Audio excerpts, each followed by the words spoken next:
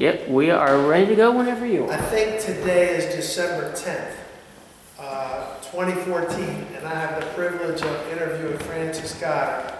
And Francis, do I have your permission to record this? Absolutely. Video? Absolutely. And I might use this, I don't know, for history purposes somewhere. Am I all right to do that? Shoot me fine. Okay. So, It just long as it don't cost no money. won't cost you a thing. Now, Francis, how old are you? I'll be 83 years old come January 1st. I was born in 1932. So you were born during the Depression. And I remember it very well. I'm sure you do. Where were you born? Right? I think in Pineapple. Yeah. But I ain't gonna say for sure about that. I might have been born here in Atlanta. I might have been. I'm not really sure. Where did you go to grade school? Great Mill. Oh, Great Mills. Went to the 4th grade and I quit. And you know why I quit? No. Because at that time they were building the high school up the hill there from the elementary. You know where that's at. Well, And tell they me were where it's rubbing at. stumps, and Daddy had just bought an old farm down at Pineapple, with 156 acres in it. And that's what we done every evening, go rub stumps. Huh. What was your father's first name? Joe. Joe Goddard. Joe got it. And so that's where you were raised down in Piney Point. Daddy was a good man. Now he had one problem. Daddy did. Yeah, what was that? Drinking. He liked to drink. But he always drank for a reason. Yes. Because the reason was, him and Ernest Bill were really good friends Yes. years ago. I was probably 7, 8 years old, maybe could have been 9. He was buying horses. He had 2 trucks buying horses out of St. George's, running them to Kent Island, and was making a load of damn money. If you call it, I'm sorry about that. Oh, that's good. He was. He was a finagler. Dad had never worked manually, not one day. He was raising cows and all that stuff to try to stay out of the army. He stayed out of the army, cows had more points. He had to have more points to bring him up so he wouldn't get drafted. I remember that very well. But he was also holding them horses out of Kent Island and coming down the road, and I'm 9, 10 years old driving on the truck because he got so drunk he couldn't even drive. And he kept that fence laying on the seat all the time. When that run down, you stop and got another. That's the way he operated. Now, he was a good father now, don't get me wrong. Absolutely was. He treated these boys, 2 of the boys, Tom and myself. Tom was a little older than I am. That's your brother, Tom. That's my brother. Is it just you two? Just, no, a bunch of girls, 4 girls. Oh, 4 girls. And, So you got out of school in 4th grade. You went to work. Your father had a farm. yeah, Bought a farm, and you all cleared it. cleared it off. How about your brother? Did your brother do Yeah, that he too? was in it. He was in it too. He did get to the 5th grade, I think. Yeah. But since I was rubbing stumps from the high school over there, every single recess to go there and rub stumps. Jane Manley was, you probably know her, or not heard of her. Yeah, Miss Right. Jane. You must Jane Manley, right here in London. Right. And that's what we done on recess. And I said, Francis ain't gonna do this. Daddy's making us rub up stumps every single evening. Now, I ain't rubbing those stumps around here. But she said, yes, you are. I said, no, I ain't. So I just packed up my little bit of stuff and started walking down the Great Mill. And I walked home. So that's settled down. Never did go back. They came down there and begged Mama and sent the boys back to school. I was just as dumb as a brickbat, but I was, mathematics, I was a genius with. I could say my multiplication table in the 1st grade backwards. So I was really good. Miss Holt Bremer and Jane Matney begged Mama to send me back to school. Said that, see, back then you didn't have to go to school. Right. I didn't realize. No. So this would have been Not back just in- during the war, that was during World War II. Right. So. And where was the Great Mills Elementary Schoolhouse? Right there in the Great Building. Is that the white building? Got the white building right there, the Great Building, you turn up right behind Sheep Cell, Right. or whatever it is. Right. Yeah, And that's where you went initially, yeah. and that's where they taught you. Mrs. Hope Grimmer was the principal, and my school teacher was, Mrs. Payne. Mrs. Payne.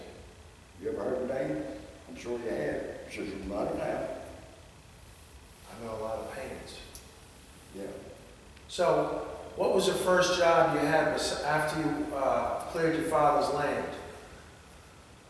Well, That you I remember? never did get it all cleared out, but anyway, I went building boats. How did you become interested in that? Well, that's a long story too. I want to hear it. You want coffee? No. Want a coffee? Ain't no coffee here. I can go get you a cup. Yeah, I'll take a cup of coffee. You know I never turn coffee down. World War II, the horses jumped from 10, 15 cents a bushel to 90 cents overnight. Horses did. Dad was buying horses. He had 2 trucks.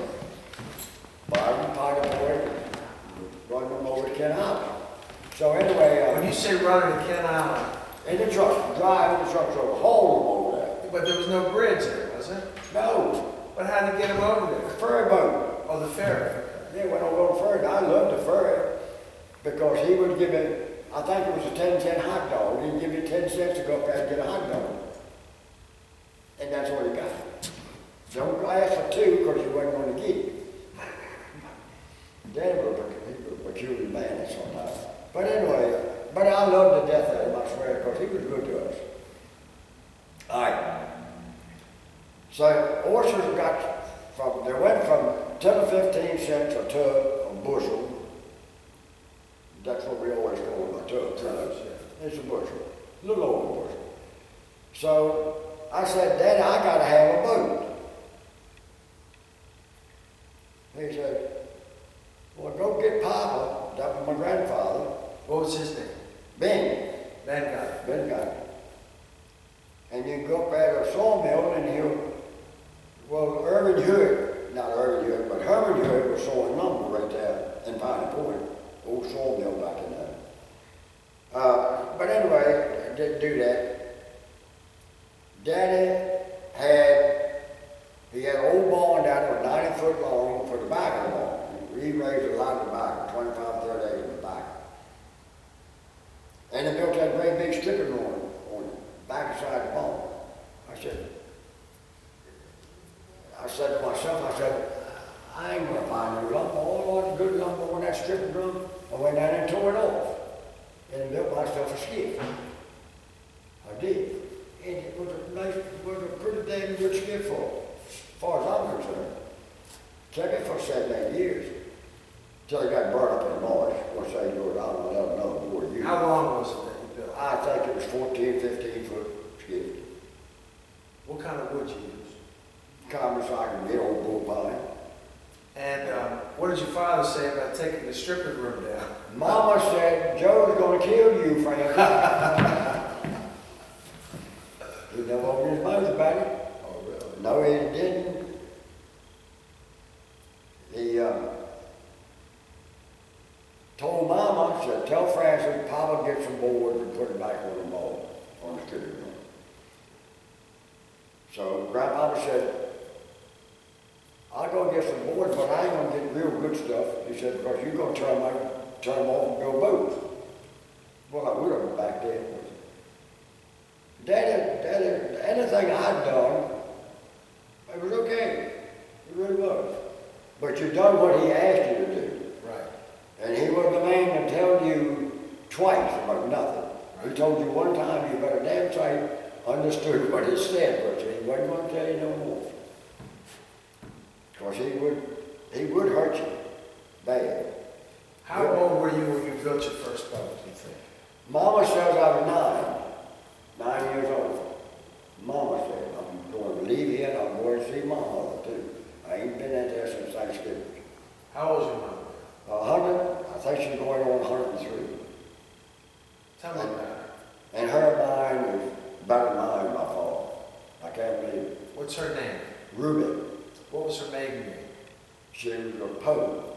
She was a pup. She was a pope.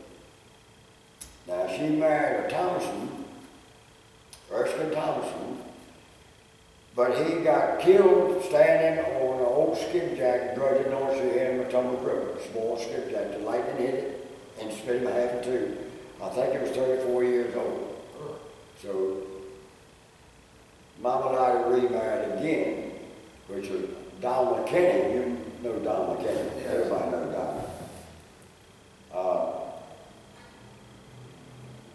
Mama Lottie married a McKinney out of Virginia, Dave McKinney. And I loved him because he was rebuilding the old canoe, long canoe, right there to the house on the shore. And he was, he was absolutely a wonderful man. He really was. He was very quiet. He never run his mouth about other people. He was just a good man. But anyway. Was he a big influence on you, you think? Yes, he did. How old were you when you first remember him? Probably 5, 6 years old, because I used to stay down at Man Island about the same age. Donald is my uncle, believe this or not, and I'm Donald, and I'm 4 months older than Donald. Okay. So that's how that come by. That come by through marriage. So then Mama Lottie, which was my grandmother, she married again, and she married a Thompson.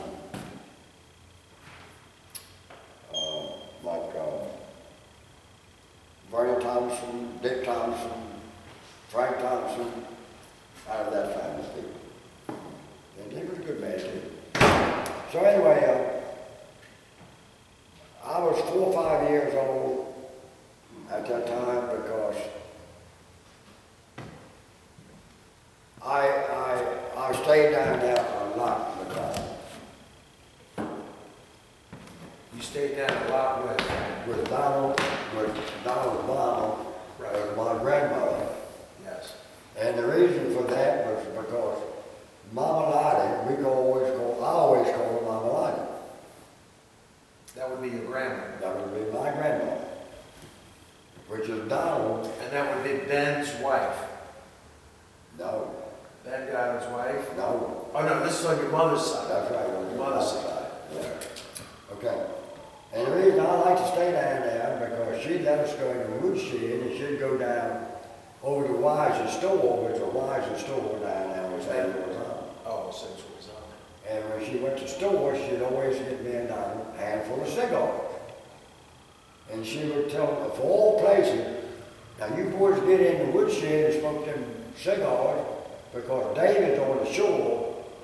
You don't want Dave to see you smoke no cigar. But that was always for her, but not Dave. Of all places to go in the woodhouse to smoke the cigars. But we was careful. We never burned it. But anyway. Where did she live? Your grandmother? On my mother's side? Yeah, on your mother's side. Okay. The same house Donald's living in right now. Okay. It's on all the way down on Ballport Road. You know where Ballport Road is at? It's right down on the last end. It's still there. Donald rebuilt our house, got the house and water for safe. So your mom, did she have any brothers or sisters? Yeah. One true brother, Laverne. He had a wife named Laverne. Fern. His name was Laverne. And they left here. After they lost everything, Daddy liked to gamble a lot. He was a poker player. I mean, when he was sober, you didn't beat him. So he wound up with a truck and a load of oysters and everything he had. And then when his wife, Fern, says, we got to get away from here. So they went to California, went to Oregon, I think it was. Went to Oregon. Yeah. What year would that have been? Oh my God. After the war? In the 50s? No, that was, I'm gonna say that, yeah, that could have been in the early, no. Because that was, This was your father. no, that was Mama's brother. Oh, Mama's brother, it's all. Yeah, Okay, Mama's brother. all right. His name was, he ain't been too long died, he had just about two years ago. And she was really a very intelligent woman, she was, Fern was, his wife. Did they have kids? Yeah, They they were had, cousins? yeah, I had three girls. Are they still around? Or? No. Fern, Laverne, not Fern, but Laverne loved horses. And he was always up there getting on the horses that Dad had and riding around all through Pikeville. He loved horses. So when he moved out there, he went into horse business. And he got into horse racing. And matter of fact, he bought the Seattle Slough over here in Baltimore for the Kentucky Derby that won. And told me, standing on Mom's back porch, Francis, you want to put all the money you got on this horse because he's going to win. Well, Daddy won some money. I think Daddy won a couple $1,000, but he didn't put much. He said, Fern don't know what that was talking about. I ain't for it. When did your father pass away? Daddy was 86 when he died. I must say, about 78. Did he still live on the farm Oh, yeah. that you helped clear as a child? Grew up, he built a house there. The old house is still there. And did your mom continue to stay there? No, after he After his died, death? after he died, Stewart Petroleum bought part of the farm because it was joining Stewart Petroleum's land at the Yes. time. That's when the time they were saying about trying to get an oil refinery there, Yes. and people wouldn't go along with it. Yeah. Worst thing ever happened to us, and that's part of that. I remember that as a kid. That should have been lied to come about. That was a big fight. Yes. Tucker was involved. Who? Tucker Brown was involved. Oh, no, no. No, no. Now, I want to get back to your boat building days. Your mom told you you were about 9 years old. When I built the first skiff that I used. And Mr. McKinney was a big influence with you because he used to build canoes. And he was a real good carpenter. He was a neat man, and I liked his neatness. When he done something, he really done it good, you know. And them old log canoes wasn't the easiest thing in the world to rebuild. Yeah, you don't see many of those around. No, they're all about gold. We run up and down the bay with one of them. Can you explain, tell us what a log canoe is and how long it would be and how many people you put in it? Well, they were built up to the Tennyson is a log canoe over here in New Zealand. Oh, okay. So that's what you call a log canoe? That was a log canoe at one time. She was built for a boat. Okay. And it just nailed logs together, boat there, log after log and after log. She's a 9-chunk canoe. There was an awful lot of 3-chunk canoes built for the water. I had a Yeah, because 4-chunk. I'm totally confused. I was thinking of, down here, Camp Calvert, one of those canoes. No. This is a 30-foot, 40-foot boat. The one over there, A the Tennyson? Tennyson? No. What is it? She's big enough, she's about 50. 50. We run up and down the bay with the one at the museum's got in Deltasville, and she's almost 70 foot. So he was building those. He wasn't building them. Dave didn't build them, he rebuilt them. Oh, rebuilt. When they start to ride out, he put chokes back in them, whatever. You know. What were they used for on the river and the bay? Tell me what they The big ones was used for buy boats, to buy horses with. Yes. At that time, it wasn't too much pad grading going on. Matter of fact, there wasn't none. And the smaller canoes was used like the 3-chunk or the 4-chunk canoes, which would run from like 34 to 38, 39 foot. What is a chunk? What does that mean? How many chunks was that? Section? Sections of them. So, Where would you get the logs? Where would they come from? any place they could find a tree that big around, That pine big tree, around. 2 or 3 foot on the stump. Yeah. And they stopped building down in Virginia because all the canoes was mainly was built, wasn't Gloucester, Nanticoke, or Pocomo. We went down tied up that night with the buy boats. Oh, That was in Gloucester, Virginia, that is. So you learned that trade from Mr. McKinney? Not really. not Pocosin. really, Because that was Pocosin? Pocosin. That's where most of all the canoes was built at. Okay. And then the man talked to us that night, stayed on my boat that night till 3 o'clock that morning, running his mouth, just wanting to know this and wanting to know that. Tim. I was very interested into it the whole time, the old canoes. Right. Tim Smith. Huh? Tim Smith. Tim Smith. That's his name. That was his name, Tim Smith. Was that his name? Smith's Railway.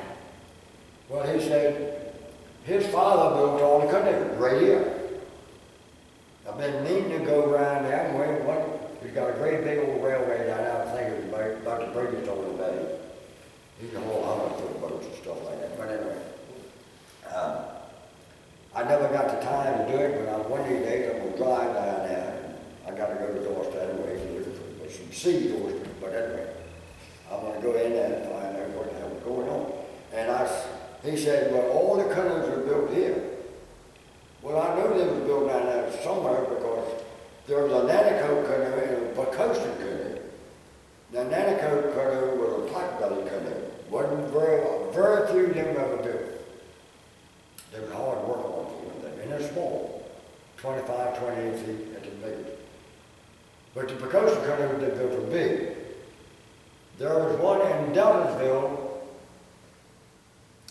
she's 75 foot. Oh, yeah. You know what I'm Yeah, talking you about? know the couple. Huh? Mm-hmm. What's the captain that runs up and down the bay? I know you know him because you talked to him 50 times. It'll come to me. I love to talk to him because he understood you. I got him on your cell phone. You got him on cell phone? Okay. It'll come to me, the name of the boat. So, You have we went to the St. Michael's Museum and they mislabeled one. He knows the builder of it. They have it, remember? so I asked this man, I said, how in the name of God can one man build these many canoes? It was hundreds of them right there on St. George Island. Every waterman had one. And How can one man build it? How can one man? Well, that's what I asked him. I said, that's impossible because one man, I don't care how you burn them out, hew them out, glue them or whatever he got, he couldn't build that many. He said, yes, you could. He was the overseer, but a very little bit of chopping he'd done. He said we had over 100 colored people here working on them. Over 100. Because that was in the slavery time. Right. All that state required them to do was give them a place to stay and feed them. That's all they had to do. And they were tickled to death. What year do you think that this was really, going gangbusters, the building of those canoes? In the 30s? Yeah, early 30s. Probably a lot of them was built back in the 20s. Yeah, they were. So, now tell me about your grandfather. When did what was his trade? He was a bond company. Or he was? For all the tobacco bonds. Yeah. Did you I know went him? bond. Did you know him pretty well? Very well. I used to push his wheelbarrow up and down the road for him. Wasn't no cars in. When you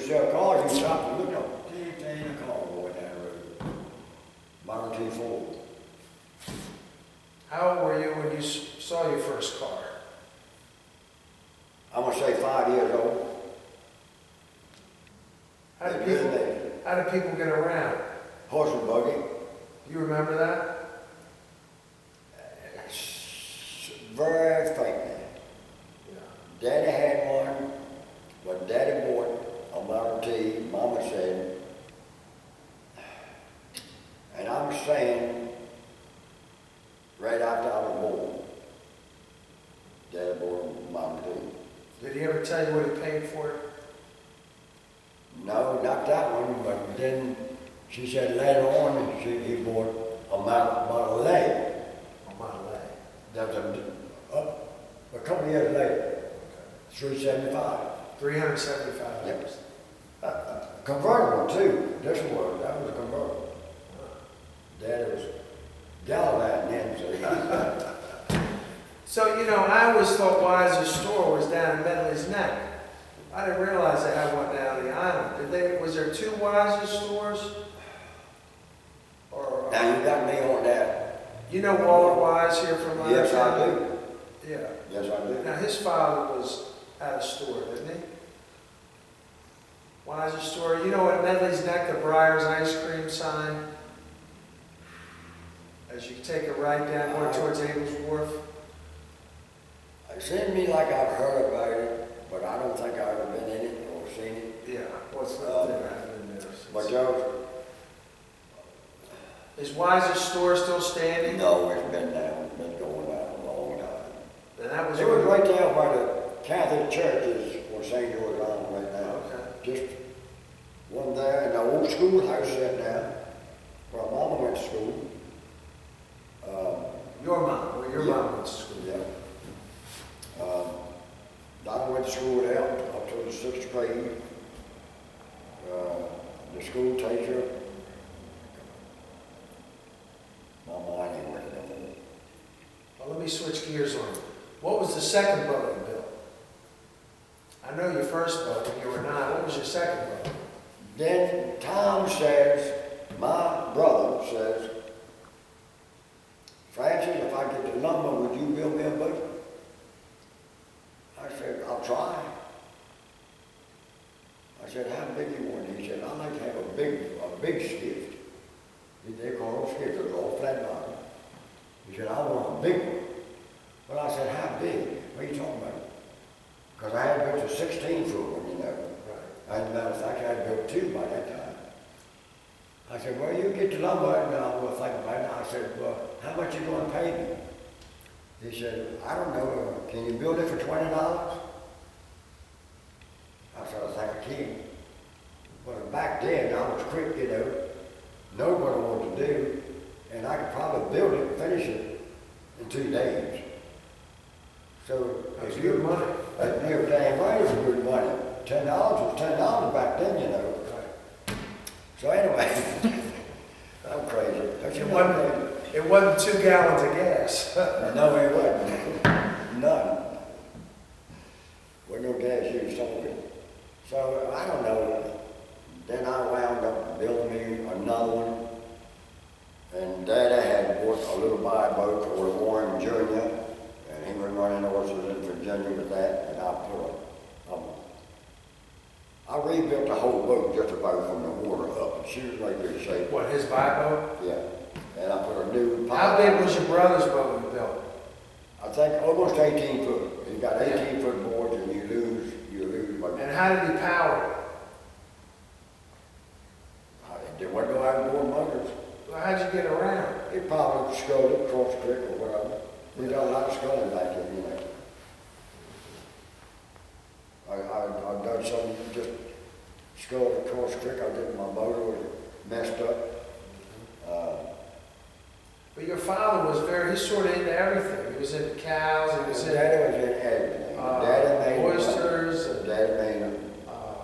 If he, tobacco. If he just used his head a little bit and left that bottle alone for a while, Daddy could have been a millionaire and died.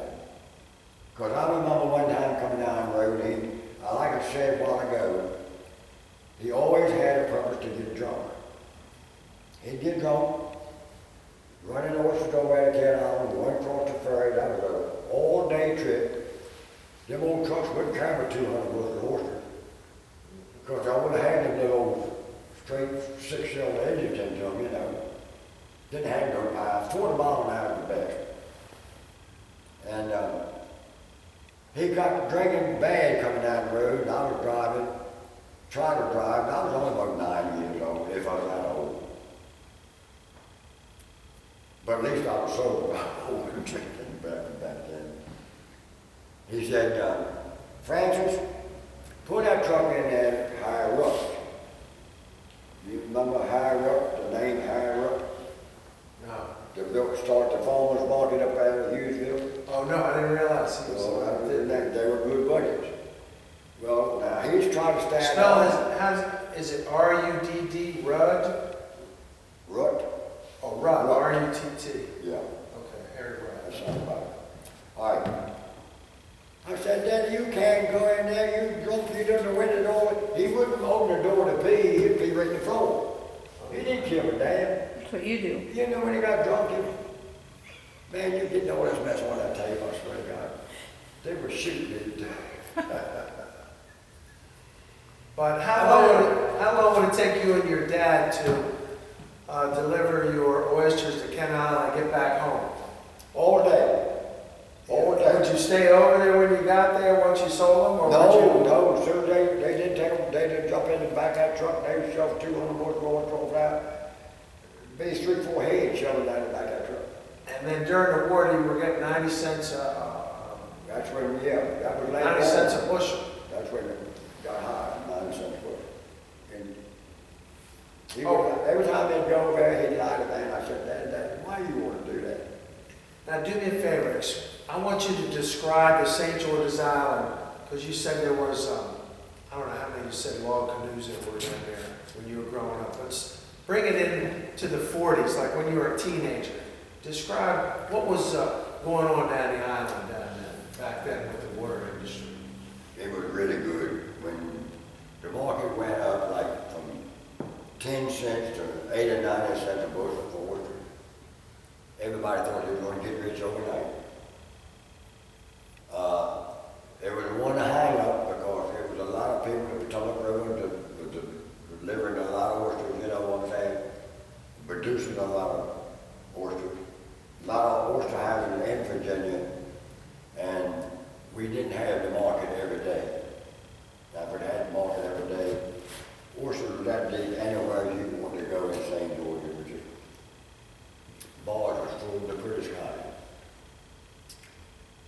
And we done a lot of drudging back in the nighttime because if the market got slow, they would always buy them drudge oysters because they were bigger around St. George. And we'd carry them for I had about the biggest canoe down there. I think she was 36 foot. I think the museum might still have her old Van Dyke. What's the name of your canoe? I don't know, didn't have no name. Francis's canoe. I Yeah, had we, looked for one because they made a racing canoe out of it. But a lot of people over there I talked to didn't know much about it. So I might get in touch with small people, I don't know. But anyway. yeah, you saw one in the St. Michael's St. Museum. Michael, yeah. You saw a log canoe that you said your Well, that was father one and grandfather that built? Grandpapa built, the only one built in St. Mary's County. Right, but they had it under a different name. Yeah. They don't even know it. Well, will not. See, Grandpapa's father married that man's sister. So that's how it's come them to be together. So your grandfather Ben Then, married? his father. Oh, his father married him now? Not. Okay. And then. That was your great-grandfather? Yeah. Then, But what does he have to do with boats? none, Oh, none. other than owning one? I never would even own one. Oh, okay. But it was his son, Will not, down there as you go down up to the man Chuck's horses down there. Scrivener? Scribner's. That's where he built it at right there. Okay. Because at that time there was an awful lot of big trees down in that area, pine trees. So I guess that's the reason they built it. Was your grandfather building it with him? Huh? Your grandfather built it with him? built it with him. Grandpa was a good boy. Oh, he was actually doing that. So it wasn't neat. Yeah. He didn't have no neatness in him. Now, we were talking about St. George's Island back in the 40s, or when oysters went to 90 cents a bushel, and there was a lot of activity going on. Everybody thought that they were going to make some money. Where would all the boats hang out? At people's houses, or was there a central location? No, down what we always call the harbor. Where St. George's Island comes around now, where Donald was born and raised at, and on the Cherokee side, like going to St. Mary's, the mouth of St. George's, Yes. back then it was over, you could throw a ball across that. So it was all kind of protected in that, what they called a pot. They all had stakes and had little skids, of different ones had built, and they tied them off on these stakes outside because they were protected, you know, there. Which, unusual now, couldn't do this now because all that's washed away. Okay. See, they got no harbor there anymore. It's all gone. Is it all shallow now? Real shallow, real shallow. That's right off Diamond. You know, where the redwood coming out of St. George, Mm-hmm. it's real flat across there. You know that. So, Right. Sometimes, explain to me the relationship with St. George's Island and the northern neck of Virginia back in those days that you remember. I don't remember much about that, other than what word of mouth I've heard. There was an awful lot of bootlegging going on at that time. So they what, running whiskey to Yeah. Virginia or Virginia to Maryland? No, from here to Virginia, Oh, from here to Virginia. yeah. All them Knox was in it, all that bunch like, and Bobby Knox family. Yeah. Those guys, they were all making moonshine, a lot of them. And they had Martin Perlin, had Martin in Virginia, I don't know. That's what you heard. That's what I've heard. That's what your father told you? That's what my dad told me, yeah. Now, And I've heard Grandma talk about it too. so we're moving on. You talked about your brother's boat. You talked about your dad bought a buy boat. Now, how did you get more involved in this boat building as the years went by? Moving on to your 20s.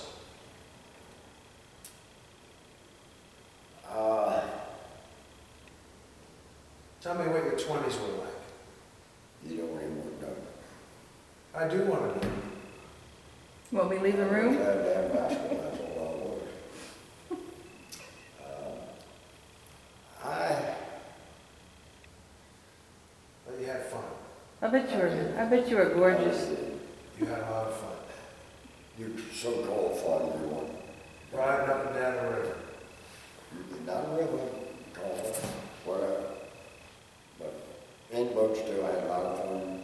I could take Daddy a little wide boat to Warren, Junior, and I could use it. Go around Pine Point Beach and pick up every damn girl on that beach, you know, all that kind of stuff. And Daddy wouldn't say that word. Said, Francis, take care. He would. Piney Point Beach. Give me a little history of that whole. All I know is this Tolson subdivision or whatever. Well, it Who was, were the Tolsons? Do you know who they were? yes and no. Did you ever actually meet any of those Oh, Tolsons? yeah, they were good people. Very nice people. Were they from Washington or? From Washington, yeah. And were all those people on Piney Point Beach families from Washington back in the? Yeah, I'd say back then they were, because the Tolson owned that whole beach. Okay. From right there from where Oakwood Lies was at, right over there. Yes. See, that farm coming there, that's where I was born and raised at home. You were right there, yeah. Right there. So, at that time, it wasn't over a dozen houses on that beach. And How did you make money back in the 20s, when you were in your 20s, from 20 to 30? What was your income? Practically nothing other than working during the winter. If you didn't make it up back then up until Christmas, you forgot it because then it would freeze up. Where were you living those 10 years in the Right there on Mama's, because Grandpapa built that house out for Daddy. It had 4 bedrooms upstairs and a big old house, it's still there. Is this on the Goddard side or your mother's side? No, this is on the Goddard side. On the Goddard side. Grandpapa, Man. big. Man, he built a house for your father. He built a house out for my father. But he was on the farm. Huh? Was this on the farm that he had? So your grandfather built the house for your dad on the farm? Yeah. Oh, okay. Yeah. Because he was a master carpenter. Me. Because I had an uncle was in the construction business, and he wasn't like rebuilding houses. He worked for in Bethesda. He married my aunt Lynn, Dad's sister, older sister, and he was a wonderful man. And as a matter of fact, I even went up there and went to work with him for 2 years. That's another story. I don't want to get in on that. But doing what type of work? In rebuilding. Yeah, building. The first job I got with him up there, I wanted to know where I was going to stay. He said, well, Lynn would take care of you. He had a boy, but he was, like a lot of other people I know, he was just sorry. He wouldn't do nothing. Right. And you couldn't get him to do nothing. And Uncle Baker wouldn't ask him, wouldn't make him do it. They didn't mind. I made him there. So from your 20s to I was 30? I wasn't 20. Back then, that was. When I went up there with Uncle Baker, I must say I might have been 18. Might have been. Up to Washington for a couple of years. It's 48, North about 3 years. What's that? 1048. Give me 10 more. Nah. So let's go into, mostly in your 20s, you oystered. Because you would have been in the 40s. That would have been in the 40s. And Right there. when the water got bad, we go to that and start drugging. And I'm the only man that ever got caught in St. Mary's County for drugging oysters. And I went up and talked to Joe Line about it. Me take care of it, me take care of it, me take care of it. Give me $100, me take care of it. I can hear him now. You don't remember him, do you? Joe, I certainly do. Yeah, you're I fine. grew up in his house. Huh? Well, because my grandfather lived 2 doors down from him, so I was always in his house in Leonardtown. Oh. Me take care of him. That's a good invitation. Yeah. And He was my brother's godfather, Judge Warner. But go ahead. Well, I'm now, sorry. Paul Bell, I liked him, but I couldn't get hold of him. He was tired of it. Now, Paul Bell was my friend, too. I'm going to tell you something about him. But then let me finish this thing. Yeah. So $100, me take care of it, me take care of it. I said, how's it going to look, Mr. Warner? That's all right, I'll let you know. So he did. Sent word, wasn't no telephone back then, I don't think it was. Sent me word down there by somebody. Court date's coming up next week, Friday, whatever it was. Got up there, went to straight to his office. Me, got to have $100 down. I said, another $100? Yeah, maybe if it's worth it, you want me to get you off? Well, they got over the courthouse and never over his mouth. And they found me guilty. Oh, they found him guilty. That was another $200.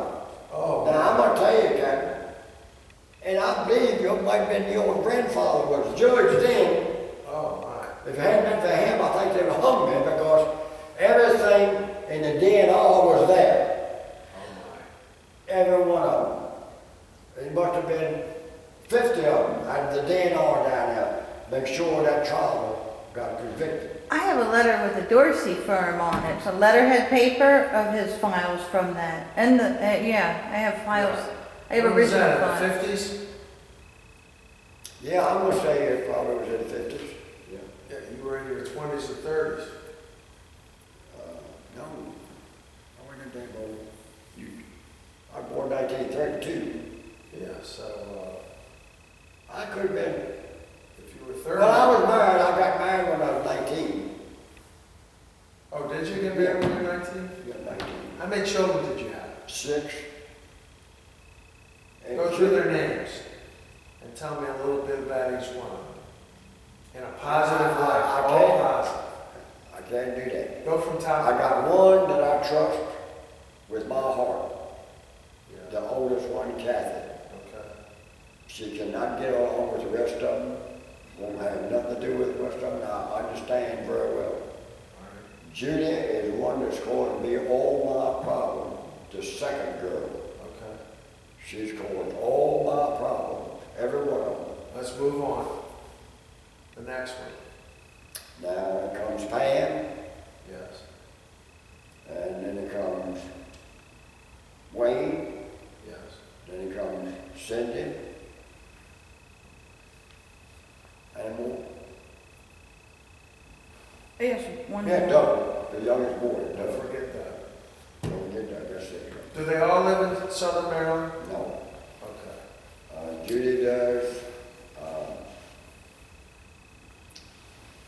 Judy does, and Ma Wayne. We bought that old farm, supposedly we bought that old farm together. I'm gonna get in that. If you ever get this other mess straight, I'm gonna get in that because we bought it together. Yeah, And I think he'd like ready to kick her out when I married her. right, He'd like to kick her out if he could. right, Get rid of her. So I'm gonna get with you on that. yes. Because there's something about, a law about squatters' rights, ain't it?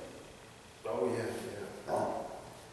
Well, I think we're gonna, You have to hear the story about what he was telling about his father when he was up at that market.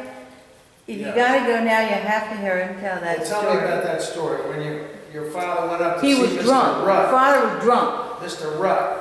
Yeah, you have to hear that in story. Houston. Harry, his name was Harry. Harry I Rutt. said, Daddy, you can't go in there, you're drunk. You done peed all over yourself.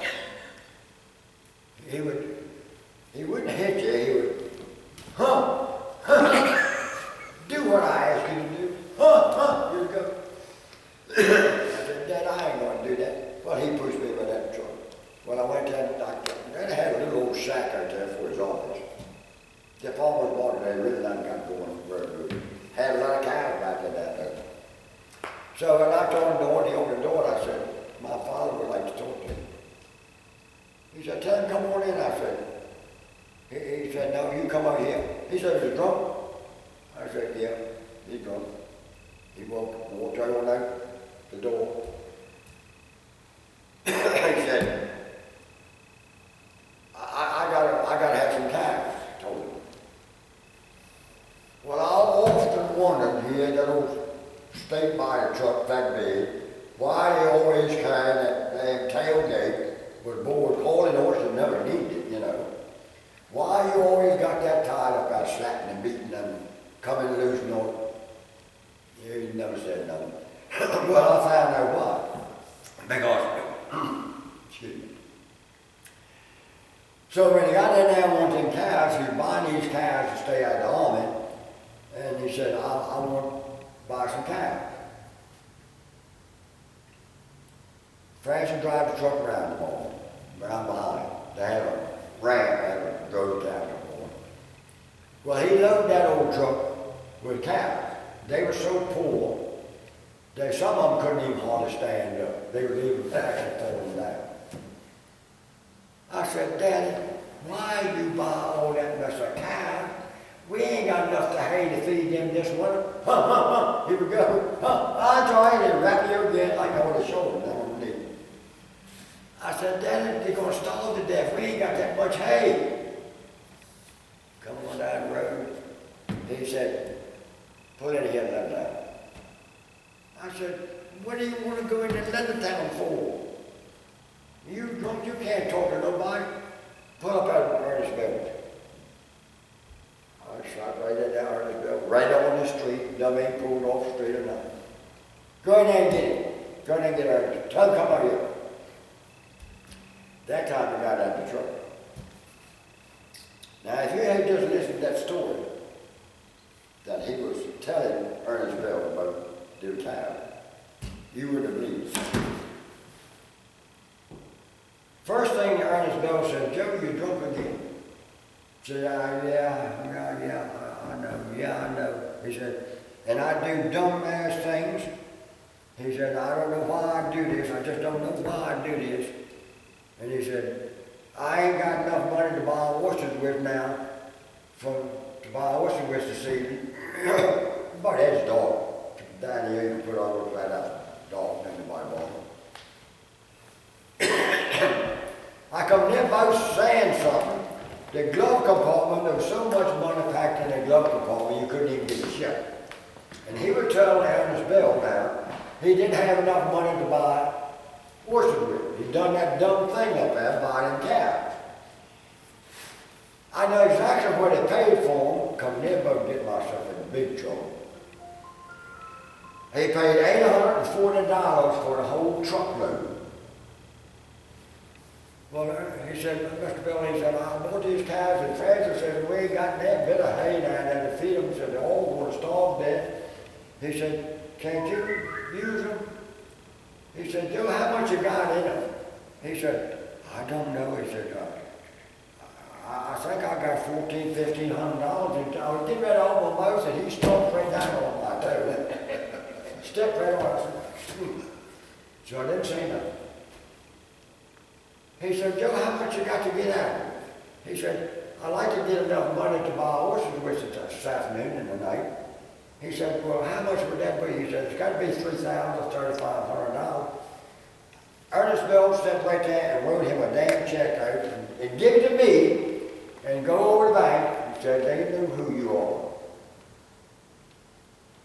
Hand me that money in the paper bag soon as I walked in the door. I carried it back in and give it to Daddy, and the glove compartment was so much money, and he sat there lying to him, he didn't have enough. Now he was lying. Now, did Ernest have that farm in Medley's Neck then? Yeah. And that's where he would have put the farm? Yeah, that's why I carried it. Said, drive truck down. But he lived right up here next to Joe Weiner. Huh? He lived right up here next to Joe Weiner. He did? Yeah, in town. I thought he was getting back to live down on the farm, I don't know. That's a good story. And that was a lot of it. That ain't the only one. That happened every time I'd go with him. He'd get drunk when the car was coming down there. Yeah, please too. You also have to hear another one. He'd get drunk coming down the road and buy all kinds of stuff and come down there and people think he didn't have another nickel. Well, Francis, let me tell you what I'm doing. I'm trying to do some historical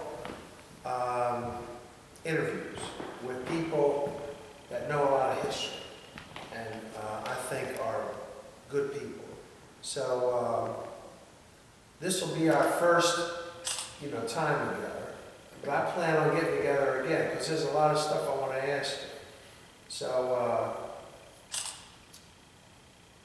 you all right with that? Yeah, I don't care. All right, good. All right, that's it, James. Thank you very much. I'm going to go to work.